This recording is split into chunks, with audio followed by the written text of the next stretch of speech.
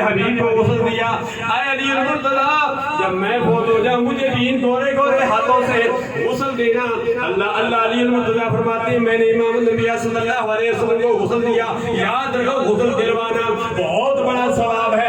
اگر بھائی فوت ہو جائے تو خود غسل دیا کرو. اگر والد فوت ہو جائے بیٹی کا کام ہے وہ غسل دیا کرے.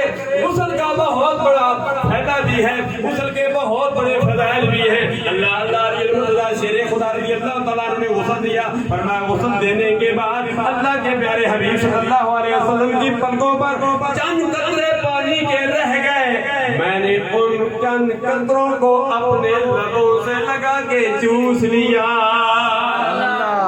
اس کے بعد علی المرتضیٰ فرماتے ہیں میرے پاس اتنا علم آ گیا, اتنا علم آ گیا, اتنا علم آ گیا. فرمایا جو کچھ مجھ سے پوچھنا چاہتے ہو پوچھ لو, جو سوال کرنا چاہتے ہو سوال کر لو, میں تمہیں یہی جواب دوں گا. ایک مرتبہ حضرت جبریل امین انسانی شکل میں آتے ہیں, کہتے ہیں اے علی المرتضیٰ آپ نے اعلان کیا ہے کہ مجھ سے سوال کرو, بتاؤ جبریل امین کہاں ہے. اللہ علی المرتضیٰ شیر خدا رضی اللہ تعالیٰ نے آنکھیں بند کی, نیچے دیکھا, اوپر دیکھا, دائیں طرف دیکھا, بائیں طرف دیکھا.